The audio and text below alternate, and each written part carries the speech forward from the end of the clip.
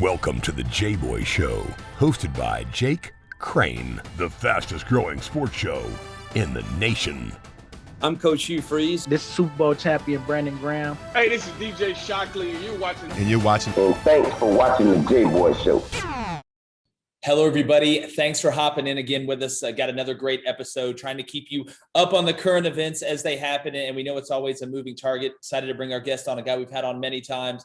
Excited to get him back to give a perspective kind of on what's going on, really from a basketball and football standpoint, as we're stampeding towards not the end of the portal season. I don't know if it's ever really going to end until the first tip-off, but moving into the college football season. But before I do, got to give a shout out to our partners at betonline.ag. Y'all know the drill. Head over there, hit up the online casino. It's always open. Got Major League Baseball, golf. Even though the Masters is over, we know we got more coming. They got great selection, parlays, teasers. If you just want to go straight up against the spread with it, however you feel, head over to betonline.ag today. They got great sharps out. They're going to gamble against you. They're not going to grind it down and wait. So head over there and tell them Jboy sent you. But very excited as usual to bring on a guy we've had on a bunch. Want to talk about what's been going on, not only at Auburn, but throughout the SEC. That's former 247 Sports and Rivals SEC reporter, Justin Hokanson. Hoke, man, what's up? Not much, man. How are you? Doing good. I just trying to keep up with all the madness, and I think you'll agree with me. You know, looking at transfer portal, I released a breakdown of Walker Kessler, kind of the Auburn basketball roster, the way this portal's working and how they may finish. Just your instant reaction off Auburn getting Walker Kessler over North Carolina, when some people, Hoke, thought he was going to North Carolina. It just depends on, I guess, who you listen to. Yeah, it does. Yeah, I mean, it's huge. There's no understating it. I think from a player's perspective, we can talk about that first. Obviously he's a rare talent, at being nearly 7 feet tall, but having the skills that he does to have a mid-range jump shot, and to be agile and to move. Those kind of guys don't come around very often at all. And so it's going to be really interesting to see him fit into Bruce Pearl's style of play. I think it's a good fit. Obviously Auburn plays up and down. They want to play fast. They want to have movement. They want to play loose. They want to play free. And so I think somebody like Walker who can move is a great fit. You pair him with Jabari Smith, who's coming in, and Jabari's height at 6'9" or 6'10". Obviously you have JT Thor that's up in the air, whether he returns or not. If he did, obviously that's just more height. But I just think it makes the roster really interesting. I think you bring in the guards that they are with Wendell Green, who's a perfect fit, and Zep Jasper, and then you've got Flanagan, who's a great fit in what he does. So I just think it's a piece that they didn't have, that really nobody in the country has. That nobody in the country, they're gonna have to deal with. Think about the way Anthony McLemore was used as a center, but the way he was used in the pick and pop, and the way that McLemore, if he had more offensive game in terms of being a shooter, he would have been that much more dangerous, and he was still really dangerous just developing a three-point shot off of a pick and pop. Now think about Walker Kessler doing the pick and pop type stuff and being able to roam and move and have mid-range jumpers, and have space to really work. It's going to be very, very tough to deal with, dishing the ball to him in movement and space. And then you've got guys like Flanagan and Jabari on the outside, and it's just a big addition as a player. It completely changes that team. And then the other aspect of it that I think is interesting is, look, we know Auburn is recruiting at a level that they never have when you get guys like Shareef and Jabari Smith. But something about this one is different, in that, I think that, I don't know a good way to say this, but, I think that guys like Shareef, Jabari, you name a blue chipper in basketball, there's a dad involved, there's an AAU coach involved, there's politics involved. And that's how college basketball recruiting works, right? Walker Kessler is different in that regard. This was not a deal where it was, hey, can we impress his AAU coach? Can we impress somebody like that that's on the Is fringes? his dad an agent? Yeah, this is a more traditional, that their family's well off. They're not looking for shine. They're not looking for perks and NBA. It was really, where do I fit? Who do I like best? It was very much like that. And, he chose North Carolina over Auburn a year ago, and it surprised a lot of people, including Auburn. And given the chance to do it over again, he chose Auburn. And I just think that's interesting. I mean, he could have gone right back to the school that he committed to a year ago. But he had it to do over again, and he chose Auburn, which I think is telling of Auburn. I think it's telling of Bruce Pearl that they did a really fantastic job of just being a place that a kid would look at it and go, I can go play at North Carolina and I can go play at Auburn. And I don't really need anything. It's just about where do I kind of fit and where would I like to be? And a kid chose Auburn in basketball. Yeah. That is a big, big deal. It's just different than landing a Coro or any of those guys where it's maybe more about who you can impress and look out, play a year and get you to the NBA. It's just a little different. So I think in that aspect, it was a really big deal for that staff. Yeah, I think you hit the nail on the head. Anthony McLemore is a guy, not game-wise or style-wise, they're two totally different players, but the way they're going to be used, just the threat of McLemore. You go back to the NCAA tournament, you talk about hitting some big threes, but what it does, it's almost like having a game changer at tight end. It changes the way that teams have to play you. It changes the way the matchups look, and you always have to have in the back of your head. Now, the kid's got to go out and make shots. That's something, and you look, if you really look at his advanced statistics, they're really good. He didn't get a ton of playing time at North Carolina, but when he was in there, he was doing some things, especially at the end of the year. I mean, he went for 16 points, 12 rebounds, 8 blocks, and 3 steals, I think, against Notre Dame. I think that's a freshman record in the ACC for putting up numbers like that. And his length, and it's something too, and you talk about fit, and it's so important anywhere in any sport, but especially in basketball. He truly is a perfect fit for Auburn. You talk about the pick and pop. You talk about being able to go 5 out. You're talking about transition offense, not only a guy being able to run the break, but a trailer coming up and hitting the 3 from the top of the key or being able to kick it out to the corner. So just the threat of having a guy that's 7 feet tall, that can shoot the 3. You said had a mid-range, which is basically like finding a dinosaur nowadays, the way it's starting to be extinct from the game. There are some areas for improvement, though. Down low, if you watch tape of him, his positioning needs to improve. You can't just rely on being 7-1 and being, boxed out. But that's one thing Bruce Pearl and his coaching staff harp. That's physicality. That's being able to win the post. His post offense can improve. His rebounding can improve, and I think it will. But you talked about it. You talk about length, and I'm in the party. I don't think there's a great chance of JT Thor coming back. And I think that chance decreases as every day goes by that he doesn't. But that length, Hoke, you're looking at it, like I said, that's almost 14 feet of human being between the 5 and the 4. But I want to talk to you about the other guys on the roster down low. Dylan Cardwell, who I think is going to make the biggest jump from his freshman to sophomore season, because people forget he didn't play his senior year of high school.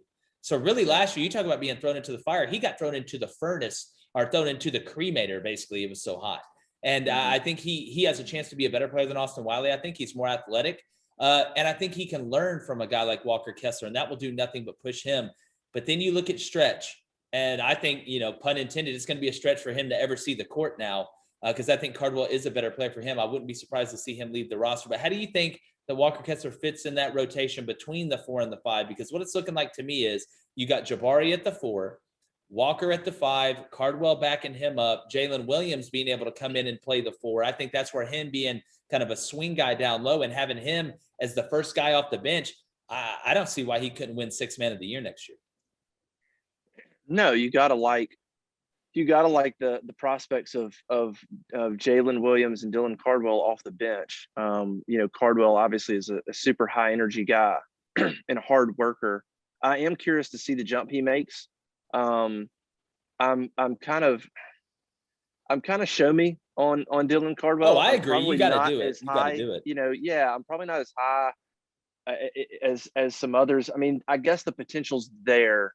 There's still a lot of, clunkiness to me. But when you've got a roster of Kessler and Jabari and Flanagan and all that, think about what Wiley was. You're not looking for 16 a game from him. You're looking for a presence, and you're looking for rebounding. And you're looking for a defensive presence. That's what you're looking for. He's not going to carry the load scoring. So I think in that aspect, Cardwell can do that. And then, you talk about Jalen off the bench. That's massive. I mean, that's a guy that's going to have some really good experience. That's got a chance. It really is an excellent player in a lot of different areas. And so, yeah, you bring somebody like him and Cardwell off the bench that were starting most games this year, and I think you're in good shape. I think the Wendell Green pickup was massive. I don't know. I think you could make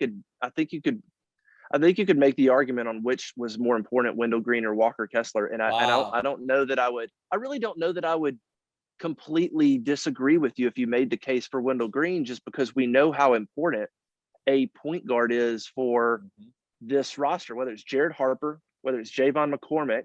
And then you look at what happened when Shareef wasn't in there, it was a mess. And with the way Auburn wants to run, the way Pearl wants to run, you have to have a point guard in there that can facilitate, create, be quick, cause problems, dish to guys, create open looks, and just kind of cause a little bit of havoc. And, you know, as awesome as Walker Kessler is, as talented as he is, if you told me that Walker Kessler's on that roster, but they still don't have a true playmaking point guard, they didn't land Wendell Green and scoot it, you know, you don't know what's going to happen with him. I think you could load up on that talent down low and you'd still have a real problem. So I think that's a credit to Wendell Green really on what he can be to this roster.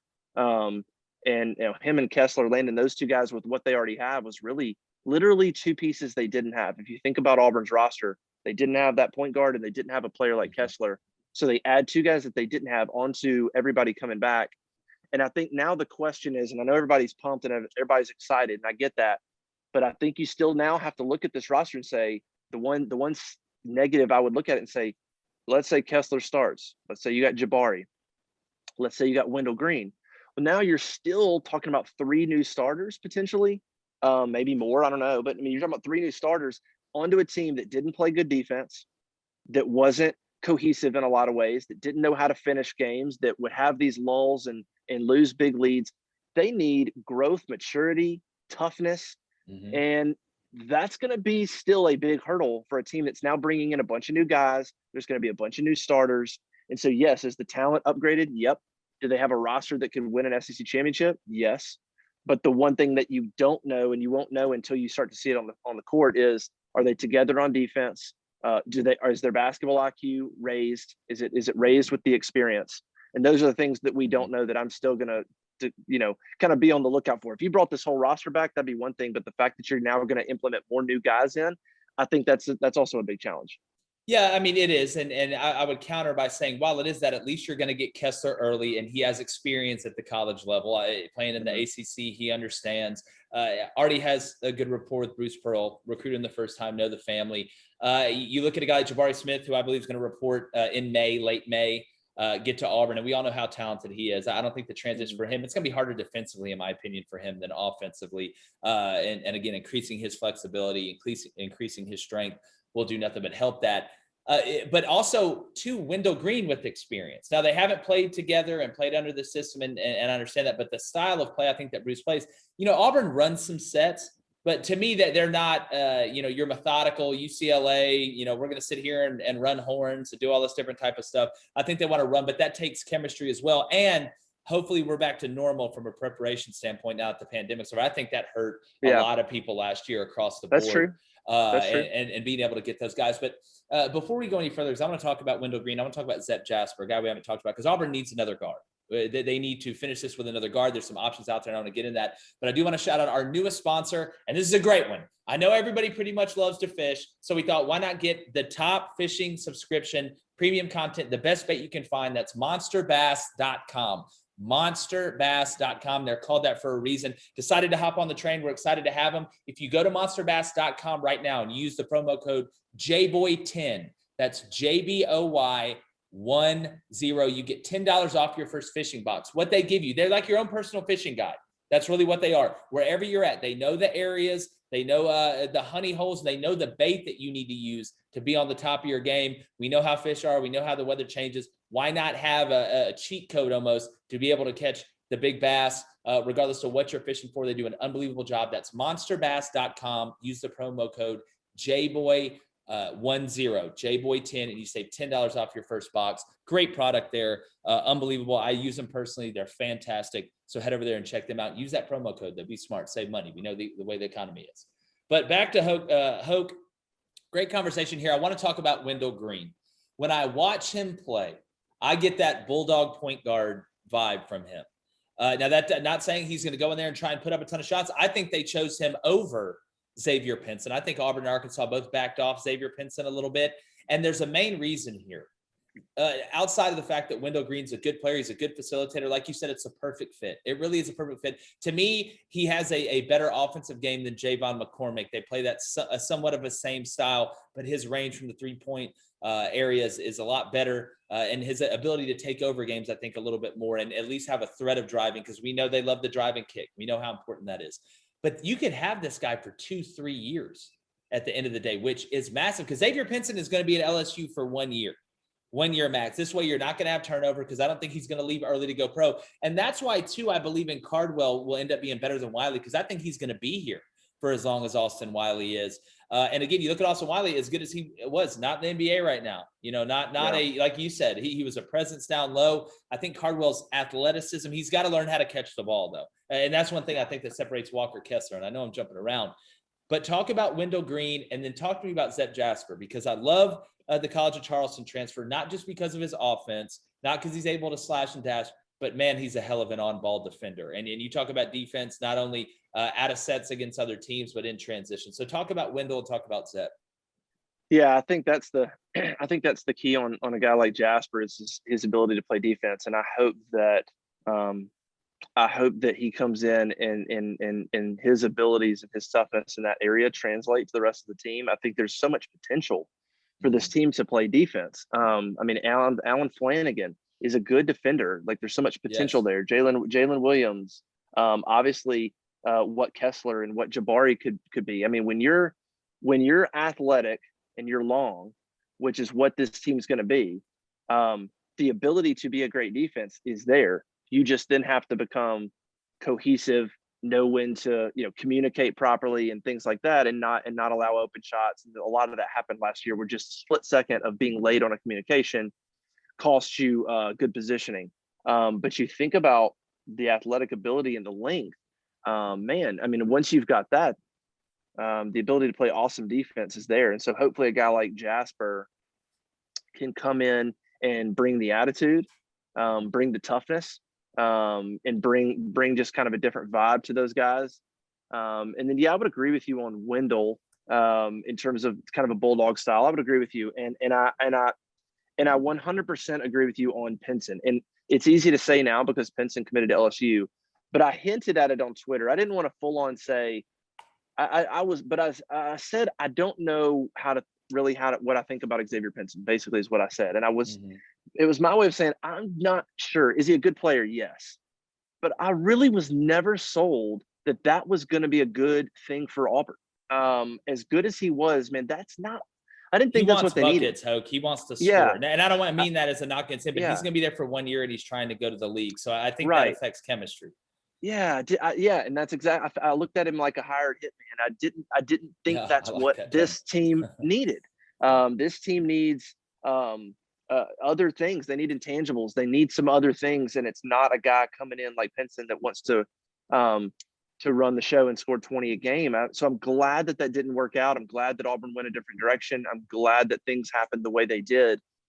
He could be awesome at LSU, and that's fine. But just as far as what Auburn needed, I don't think that's the guy they needed. I don't think so. I think Wendell Green is the guy that they needed. A guy that's got, obviously not coming in just to play a year or two. I mean, he's got 3 or 4 years of eligibility. And man, when you watch him play, you watch his passing ability. He's got all the skills. He's got the same skills that the last two great point guards at Auburn had. He can shoot, he can pass, he can get in the lane, he can cause trouble. And so I think it worked out great for Auburn. I think right now it's worked out perfect for them.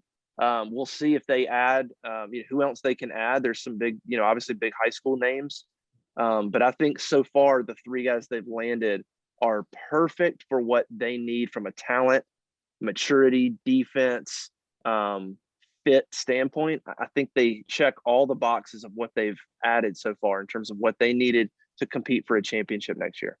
Yeah, no, I agree. And again, a lot of it is about fit. Talent, we all know, is very important, but the fit is huge, especially bringing in new guys. And I do want to shift to football here in a second. I do hope want to pick your brain about Nate Oates and Alabama and some of the guys they've landed and how you look at them next year.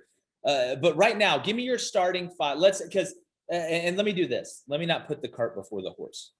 Auburn needs a guard. They need a guard. If you look out there right now, I believe there's been contact with McClain.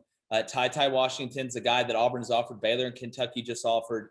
I think they're in a pretty decent spot with him right now. But to me, I still think the leader in the clubhouse and the best player that they could get out there is Scoot Henderson and getting him to reclassify. I would take this guy, and I've said this, over Shareef Cooper. I would coming out. He's 6'3".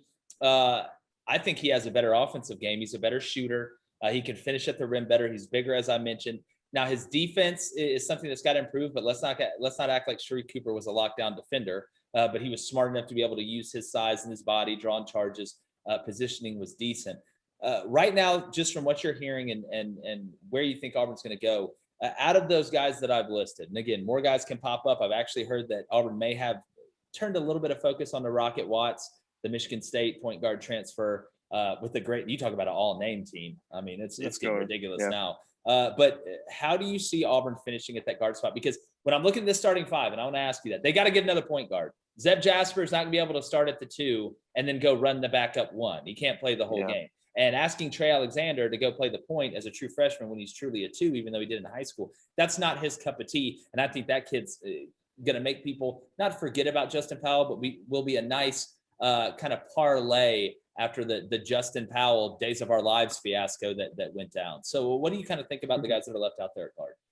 Yeah, I mean, I think I would agree with how you laid it out.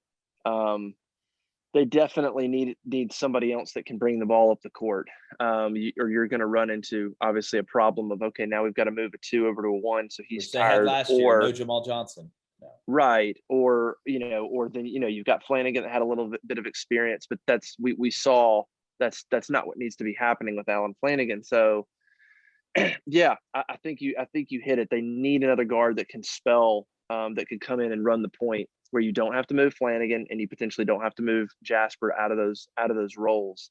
I think that is huge. If they don't get it, it'll look like that team 2 years ago when Samir had to run the point some, and it was just you kind of just tried to bridge the gaps when Javon wasn't in there. The difference though is Samir was a super mature player and was not a bad ball handler, and so I don't know that they have that guy. And you had some other, you obviously had a little bit deeper roster there, but I would agree with you as far as starting 5 goes. I mean, as of now, I think you would say, Wendell Green at the 1, Jasper at the 2, Flanagan at the 3, Jabari at the 4, and Kessler at the 5. I agree. That's on paper, that's really good, but that's 4 brand new players, 4. Mm-hmm. So that's kind of when I go back to, bunch of talent, but you're talking about 4 brand new guys to create a starting 5 and go win, man. That is not easy. And you do have Cardwell and Jalen and Stretch and Cambridge. You've got these guys there that you got a big roster coming back that can help the cohesion. So it's not like you got a bunch of guys coming in that potentially are brand new starters and they don't have anybody to learn from. There's plenty of people to learn from, but still you're talking about potentially 4 new starters. Now, on the other hand, it means you're going to have a very experienced bench, which is pretty awesome. And not every team could go Cardwell, it's rare. Cambridge, Jalen, and bring those guys off of the bench and have that kind of experience and guys that know the system, offense, defense. They know the system. They're going to come in and they have the ability to contribute. So that's a plus. That's a positive. I mean, if you're looking at it both sides of the equation. So yeah, the McClung thing would be interesting. I kind of just assumed that he would go with Beard to Texas. I haven't followed it that closely, but if he's out there, that's fascinating. I mean, that kid, Auburn dabbled with him last year. That would be fascinating if Auburn was actually in the picture for him. But I haven't heard enough to think that that's a legit possibility. But that would be interesting. But yeah, I think Auburn's got the potential to be a super awesome roster. But I think you hit on something. I just want to go back to one thing you said, because Bruce Pearl mentioned it. When you said it, I remember that he said it, and that is how the pandemic and everything affected preparation, weight room, and all that stuff. But I don't think anybody's thought about that. I remember Pearl saying it. You bringing it up is a good point. You go back to the end of that Okoro Samir team, with Auburn, and then everything shuts down. There's no preparation. There's limited preparation for the next season. And so getting these guys in now and kind of getting everybody in, I do think you have a chance to make some bigger jumps this offseason and have a more prepared team. Yeah, I agree. And you look right now with the guards still out there that they need. They have 2 open scholarships left. Do you foresee a guy like Stretch or Cambridge going somewhere else? Do you see a little attrition? And I would assume it would probably happen down low because, again, Cambridge is athletic. He's versatile enough to do. He can get hot. Do you see Cambridge as the backup 3 behind Flanagan? I just don't see minutes for Stretch, unless he just really improves. Because to me, him and Dylan Cardwell looked very similar, and Stretch has experience. I just don't know athletically from being able to catch the ball and being able to do enough and just the fouling and being out of position. Because he was, and I don't mean to pick on the kid, but it was the tape doesn't lie. He was out of position as much as anybody on him and Cambridge, to be honest with you, last year. Yeah, I would agree. I don't know if, are they thinking about it?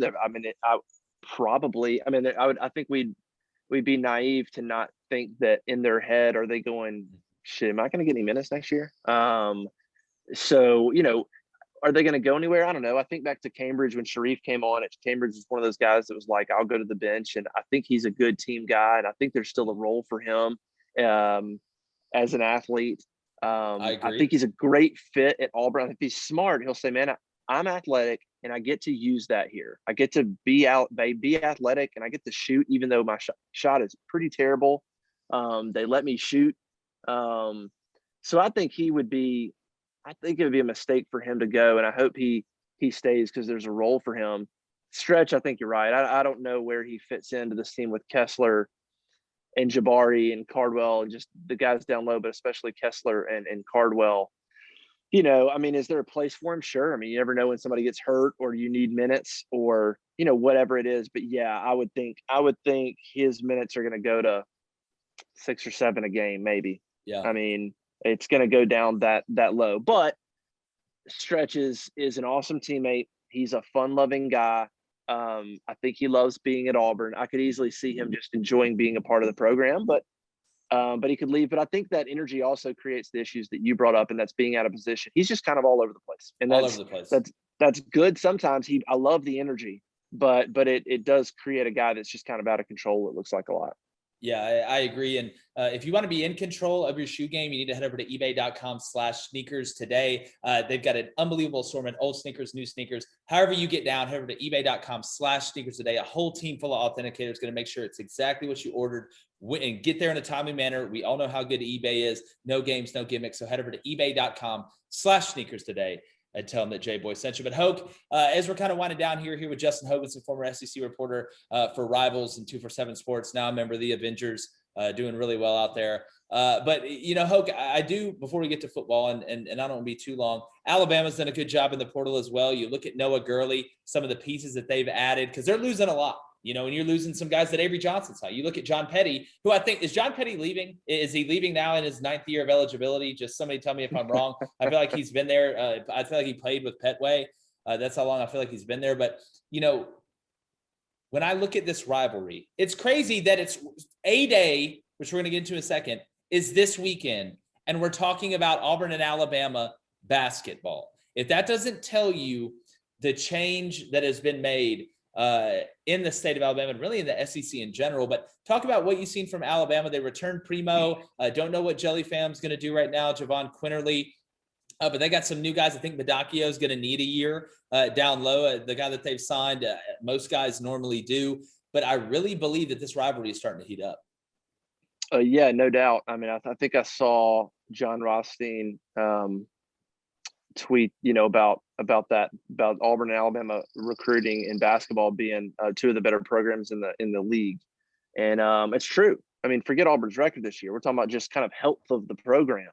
I think when you look at the SEC, Kentucky, obviously, Tennessee, LSU, Florida, Arkansas, Alabama, Auburn, like those are the ones that come to mind, I guess. Mm-hmm. If I had to talk about just overall health and potential and coach and fans, arena kind of atmosphere, those are the programs that come to mind when I think of the programs that probably have the most immediate potential. And so it's fascinating. Alabama's done a great job. I mean, you look at the players they landed in Gurley and the transfer from Texas Tech, Burnett. Yeah. I think they face a little bit of the same thing that Auburn's going to face, in that you lose Petty, you lose Herb Jones, which are just like you can't replace Herb guys. Jones. You can't replace Herb Jones in 1 year. Right. So I think they're going to go through some similar things where they're going to have the talent, but they're losing some serious glue pieces, and they've got to kind of mesh a new team together with a bunch of talent. But there's no question that they're going to be loaded. I mean, they're going to be really, really good next year. They're in everybody's preseason top 10. I think it's interesting. I think the Kessler thing, I'm curious to see what people think of Auburn in the next few days. And do they enter anybody's top 25? Probably not. I think probably still. See, that's shocking to me, though, Hoke. How are we going to say that an Alabama team that loses Herb Jones, John Petty, even Alex Reese, what he did for them in the tournament, Bruner, they lose as well, who was a huge piece early until he got hurt. How is that team going to be in the top 10? And then you look at Auburn's roster now with Kessler. What's the difference there? What am I missing? I'm not saying Alabama won't be good, but top 10 in the pre. Yeah. I mean, and let's be honest, you beat one top 25 team the whole season. I don't think enough people are talking about that. Look, UCLA, they ran into a buzzsaw, I guess, with the stolen ball from Mick Cronin, who I swear looks like he's a leader of some Eastern European country. If you really look at him, I swear you could convince me if he walked into a NATO meeting that he was the guy. But I don't see that. I don't get that. Is it just the love rolling over? Because, I mean, it's been a love fest, and they were great in the SEC this year. Like I said, you beat one top 25 team. To put that in perspective, Auburn beat two top 25 teams. And I don't think the SEC was elite this year by any stretch of imagination, but it's just facts. At the end of the day, it's facts.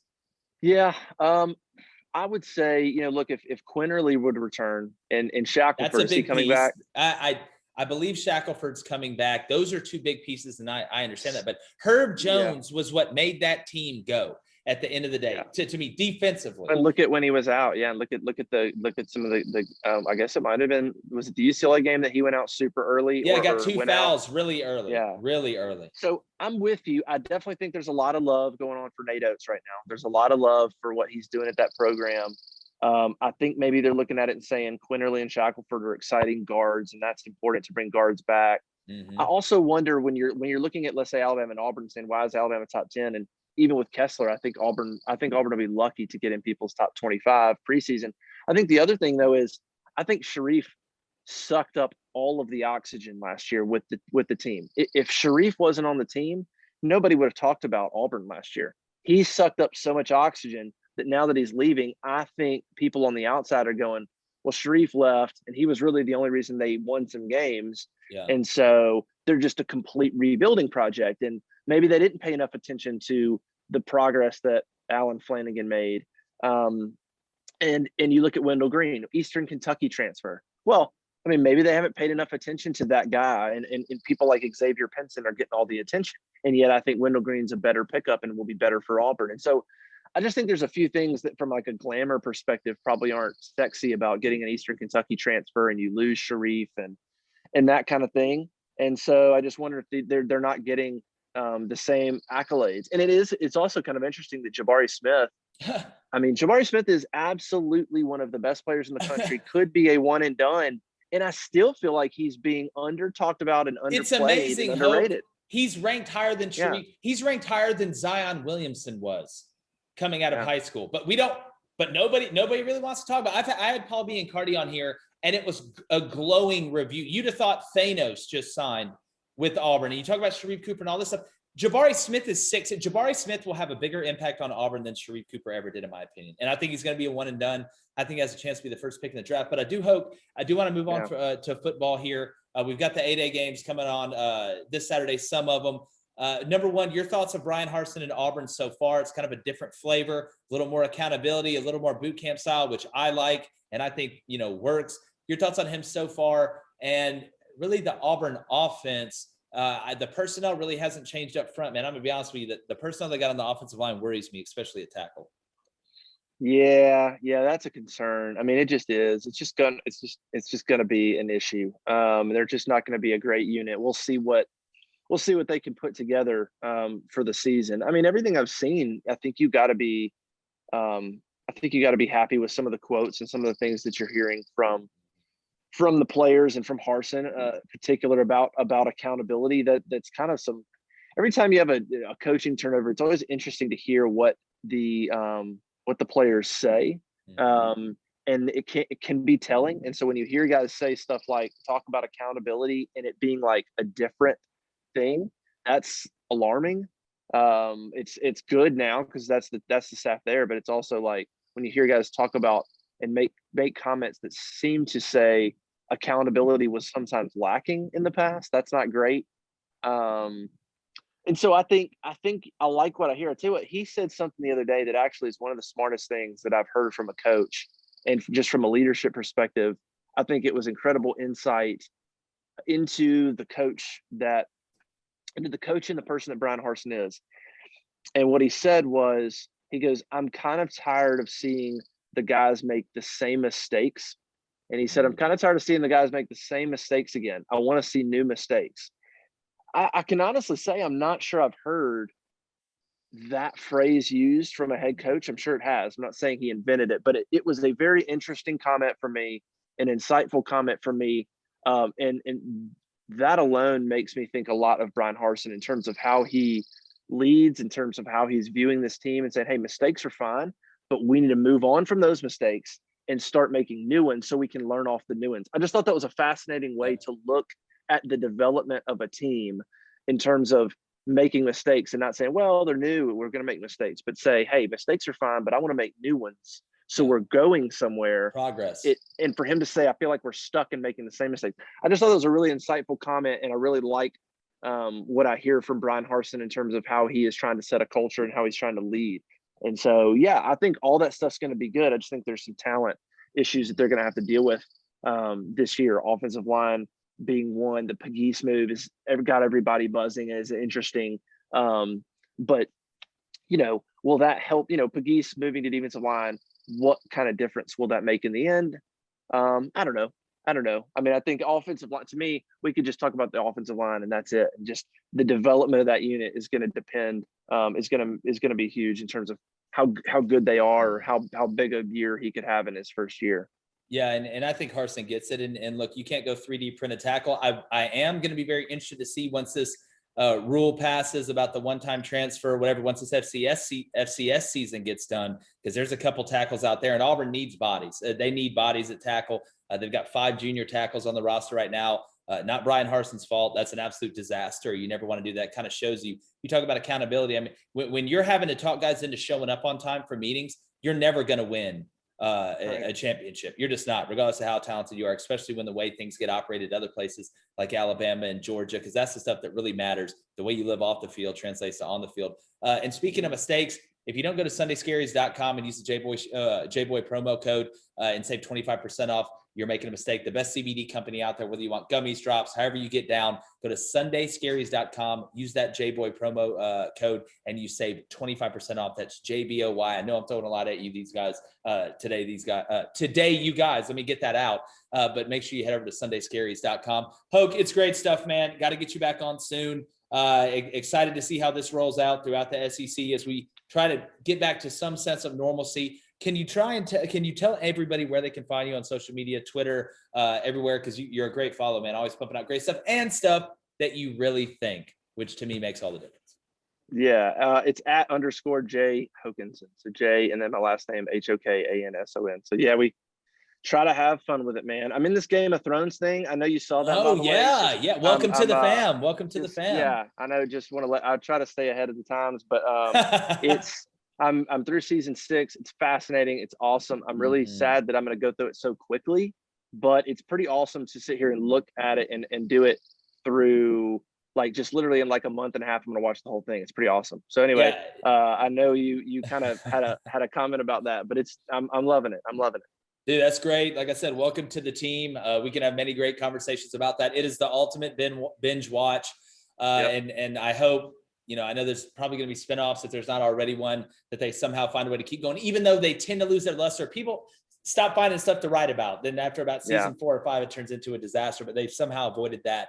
But Hoke, always appreciate you, man. Let's get you back on soon. I appreciate everybody else joining us. Remember, subscribe to the YouTube channel. We're simulcasting A-Day for Auburn and Alabama. So turn the game on. We're not able to show it for licensing and copyright stuff, but I'm going to be talking through it from a coach's perspective during the commercial. You can go, we're going to talk about it. You can ask questions live. What's going on? What are you seeing? What's the difference in the offense and the defense with all the new hires? And then again, looking at Alabama, got some brand new players breaking in. We know how talented they are. Has the offense changed? Obviously it will, losing Steve Sarkisian. Bryce Young's got a whole different set of tools there at quarterback. But again, without y'all, there is no us. Thank you so much. Like I said, subscribe, go to thejboyshow.com, get some merch, gear up, join the squad. We've got some great stuff there at great prices. It's been another edition of the Jboy Show.